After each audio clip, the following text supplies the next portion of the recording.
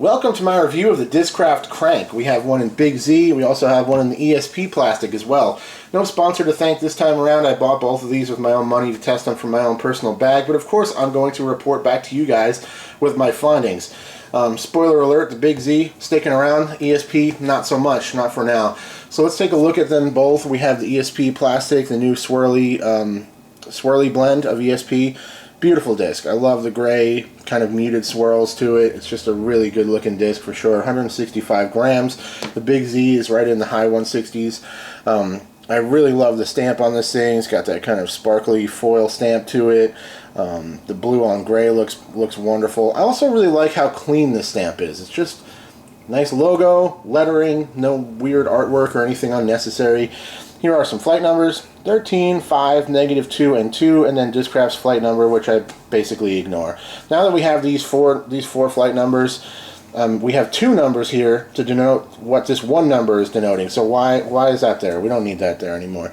But anyway, let's take a look at the profile of this one. You can also see actually is that it has this textured Discraft crank in the inside rim. Some people take offense to that, but there's plenty of room.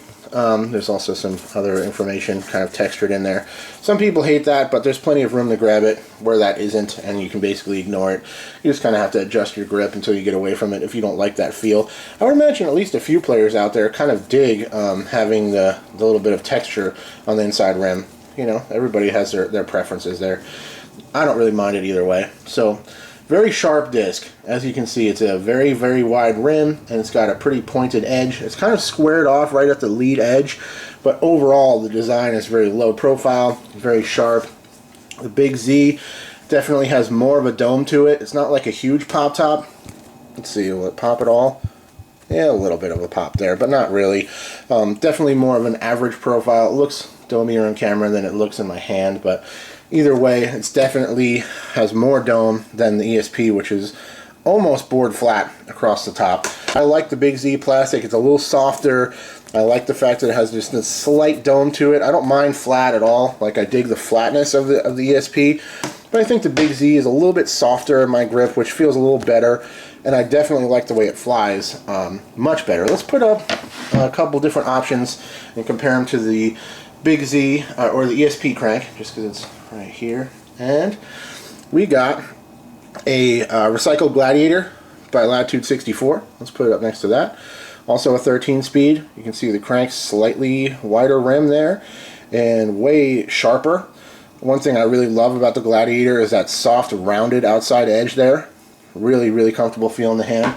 Let's also show you a Thrasher, which is my favorite Discraft driver of all time by far. And the Thrasher still going farther for me than the ESP crank. I think the Big Z we'll have to see as I continue to test it, but you can see definitely a wider rim still on the crank than the Thrasher. Similar in terms of the actual point there. The Thrasher's a little more rounded, I would say. And last but not least, we have the Ricky Destroyer that I'm testing as well. Let's put that next to there.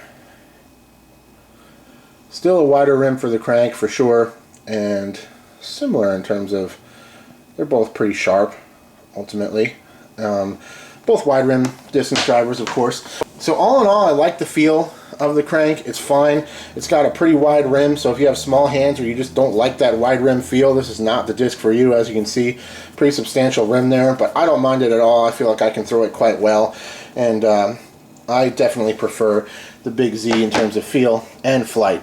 Let's talk about the flight of this thing. We got Andy demoing it for us once again. Starting with the ESP, you're going to see this thing is pretty overstable for sure. It wants to get to the ground pretty quick. You can still get some distance out of it on like a long hyzer, but it's not a disc I can throw straight much at all. It wants to start moving to the left pretty quick. I think the flat top nature with that wide rim makes it really cut through the air, and it doesn't have a ton of glide, and it really just kind of wants to start moving left for me especially. Andy can get it up straight for a little while, and then it starts to want to finish out for sure. It'll flex. It's definitely an overstable distance driver, and noticeably different than the Big Z. Once you get into some flights of the Big Z here, you're going to see that it will stand up and start moving to the right, even just thrown flat. When that happens, this thing booms. The Big Z is an absolute bomber. I could see it being the farthest flying disc in your bag if you have the arm speed to get it up to speed. For me, I need to break this thing a little bit more, or I need to just learn how to throw it flatter or slight anhyzer with good power to get it to start moving to the right. But it still wants to sweep all the way back. So once you bring in that natural turn, it really wants to take a big flight through the air and get you extra distance for sure. Right now, I can throw a Thrasher a little bit farther, but I think as far as the Big Z, I'm going to keep it in my bag, keep trying to break it in. I think once it breaks in just a hair, or I get a little bit better at throwing it, I could see it being just as far flying as my Thrashers, but having that wider rim, a little bit more stability in the low speed portion of the flight, I could see it having a little bit stronger fade when it slows down, which could be useful for me in my bag for sure. So I thought it was interesting to demonstrate to you guys exactly what I've been kind of explaining for years, is that the different plastic types will have different flights depending on how the disc comes out of the mold, the profile, the parting line, all that kind of stuff changes everything. And you can see it firsthand in this video. Two discs in similar weights, similar condition. The Big Z not really any more broken in, maybe a touch more thrown, but not really. You're going to see that the ESP much more overstable, where the Big Z gets into that high-speed turn portion of the flight much more easily, allowing it to stretch out extra distance. So that's my review on the crank. Definitely interested to continue testing the Big Z, and the ESP I'll probably trade off for now, but if I end up bagging the Big Z, I might end up putting an ESP back in the bag to have a more overstable version of that distance driver. That's my review. Thanks for watching. Check you later. Cheers.